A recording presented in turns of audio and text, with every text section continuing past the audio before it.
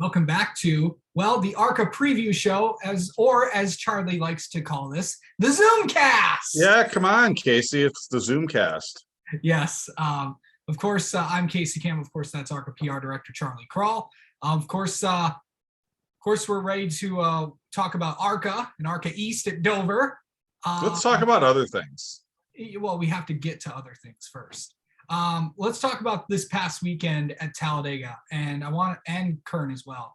But I wanted to. It's a good thing we have you on because there's been a lot of confusion and craziness on social media about how the ARCA race ended. So just to set everyone straight, explain what happened at the end of it. So it's really simple, Casey. We're part of a same-day doubleheader with the Xfinity Series, and that race has a set start time.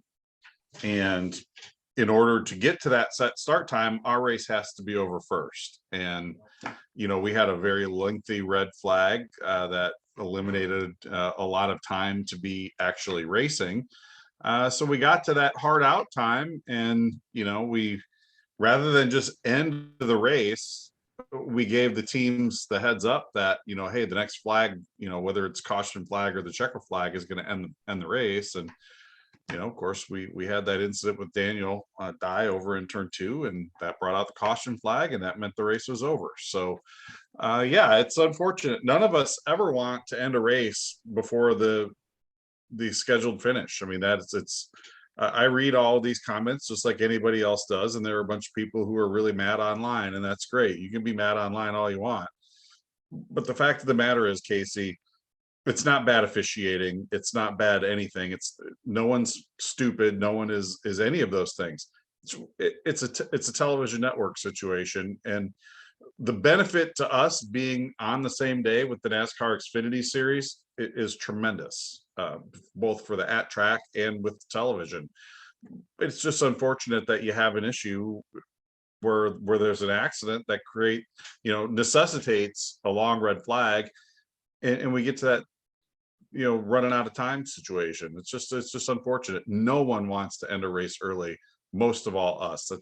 That's not what we're there to do. So that's what happened, and we'll just chalk it up to some bad luck and some bad circumstance. So we'll go on to the next one.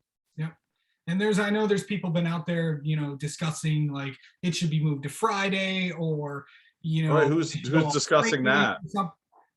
There's certain people out there that say saying that. Who do I have to yell at those people?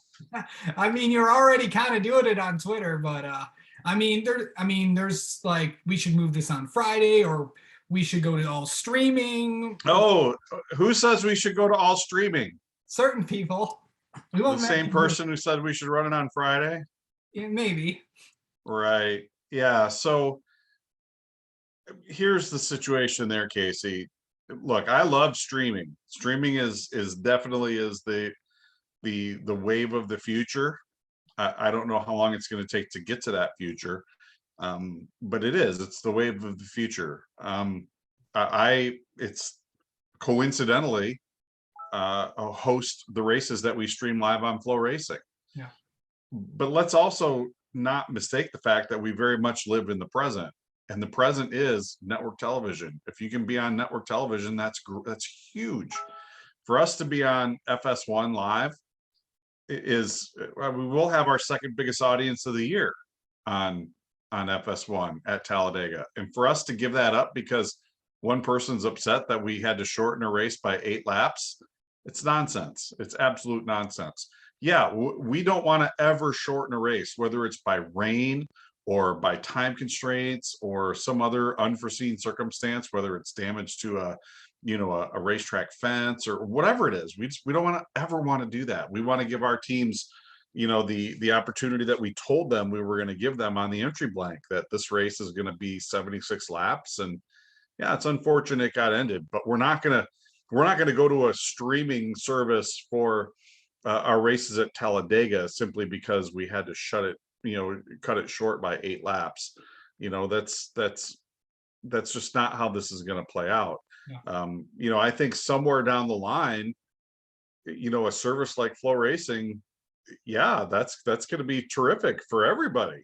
When when all of this stuff is moved on to Flow Racing and you can pick the type of content that you want to watch all day long, all day, every day.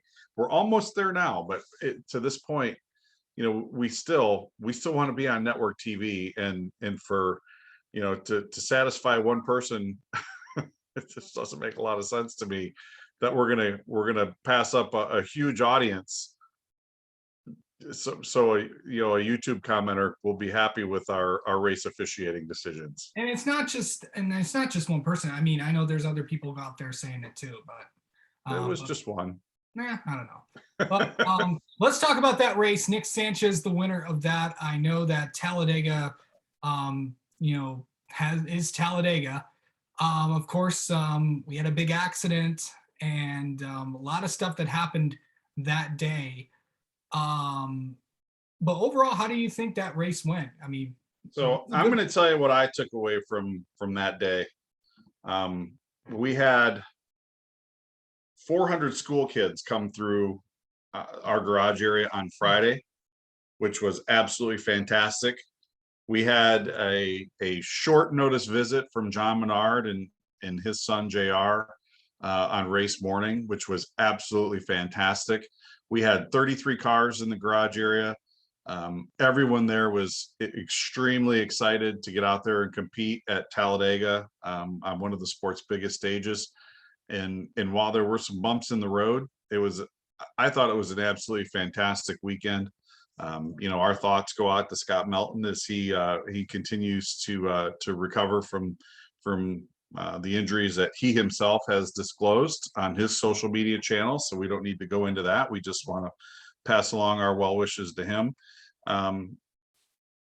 But yeah, overall, it was a great weekend. The only downside to it was we did have that crash, and we did get a driver that was a little banged up. But Scott is anybody who knows him knows he's a pretty cool dude.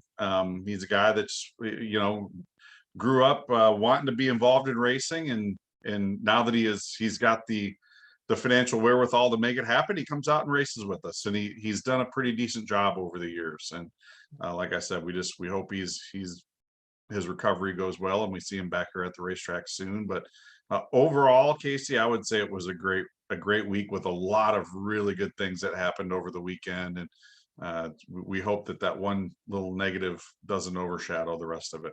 Yeah. I know we talked about, there were 2 races that day.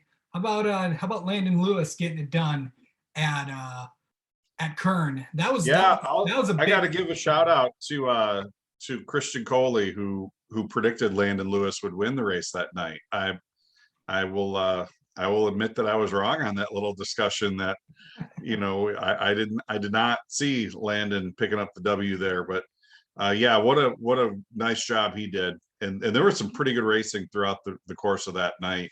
That battle for the lead between PJ and Jake Drew was pretty solid. And then of course Landon kind of came to life after the halfway point there, and he got up there and led a bunch of laps, and it was a bunch of fun to call that one. And Kern County is a beautiful racetrack, and it's great to be back. And yeah, there's a lot of momentum going on out west, and I'm kind of bummed that we're taking a break out there till June 4th when we go to Portland, because there's a lot of really good racing that's going on out west. Yeah, first of 2 Portland races though. They'll be on June. Right.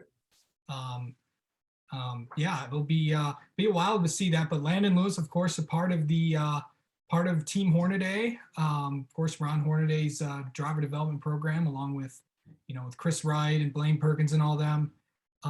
So happy to see. Right. Casey, how do you get your glasses to stay still on your face? I have you hardly ever have to adjust your glasses. I'm constantly pushing mine up. How do you do it?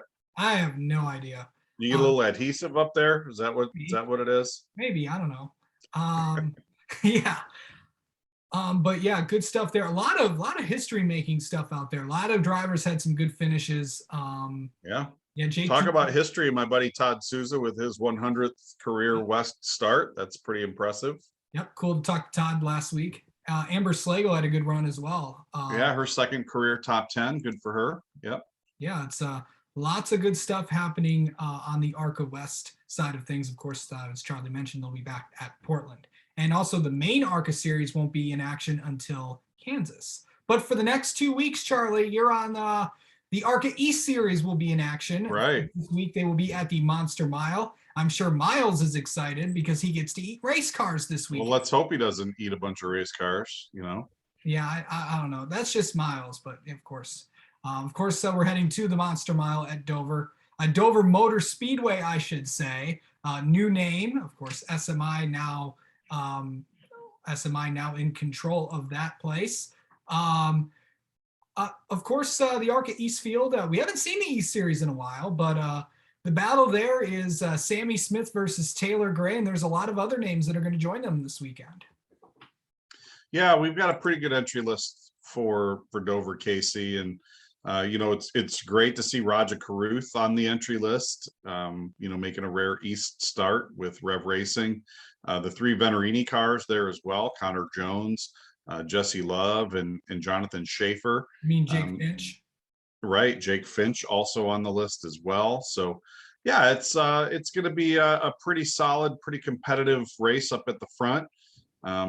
You know, again, to understand that it's a little thinner than people would have liked to have seen, but I think we still are seeing those car counts going in the right direction, and we're just going to keep doing what we're doing here, and hopefully get that same type of mojo going here in the East that we've got going out West. Yep, and I know that there's a lot of things that are happening with the East Series. I know that DGR just announced that they're getting the new body on their car. Kind of explain that from the technical side of things. It's as we were talking before recording. It's just another element for teams that they can use. Yeah, I mean, it's the manufacturers update their bodies pretty consistently in the upper series. You know, we've kept our bodies pretty much unchanged since 2015. Ford and Chevrolet, quite candidly, have both asked us to update to you know, a more current version of the Gen 6 body. Ford would like to go with the Mustang. Chevy would like to go with the Camaro. And, you know, Ford got through the approval process a little quicker than Chevrolet did. So we're happy to have the Ford Mustang on the racetrack for the first time this season, actually the first time ever out at Dover. And we look forward to seeing Taylor Gray carry those that body work out there. We look forward to Chevrolet also winding its way through the approval process and getting the Camaro out there as well. Yeah, and of course Toyota will still remain as the Camry. Is Toyota going to change the Camry? I know they run the Supra in Xfinity, and I've told you all I know, Casey. Okay, all right. But anyway, I know that the next 2 weeks are going to be fun for you because of Dover and the Nashville Fairgrounds, which you can both catch on Flow Racing. Of course, Charlie will be on the call for that one this Friday afternoon on Flow Racing. 5:30 p.m. Eastern time. What excites you about Dover? Everything excites me about Dover. It's fast. There's a lot of banking. You know, there's a level of danger there that, you know, if you push it too hard, you're going to get bit. And, you know, it's just, to me, that's old school racing. But yeah, Dover it's a great racetrack. This is, you know, kind of the big race out there for the East Series teams, I should say. And, you know, I'm really happy to be the guy who gets to call this one because we've seen some action there the last couple of years. We have. And yeah, it should be a good one. A lot of good cars are in this field, so good stuff there. Of course, Sammy Smith and Taylor Gray should be a fun battle to be had. Yeah, I think we'll see Taylor get up there and try to stop Sammy's win streak, but those 3 Venerini cars are, and Raja, quite frankly, you know, that's going to be 6 cars right there that could potentially walk away with the win here. Yeah. All right. Charlie, of course, thank you so much for joining us. And of course, we'll talk to you next week when we preview the Nashville Fairgrounds. We will. I got to do this again. Yeah. I mean, yeah, if you want to.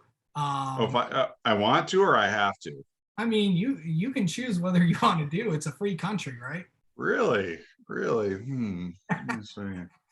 I might be busy next week, Case. Oh, it's what's this gig pay? Does it pay anything? No, it doesn't pay anything. I mean, all right, fine. All right. We'll talk to you next week.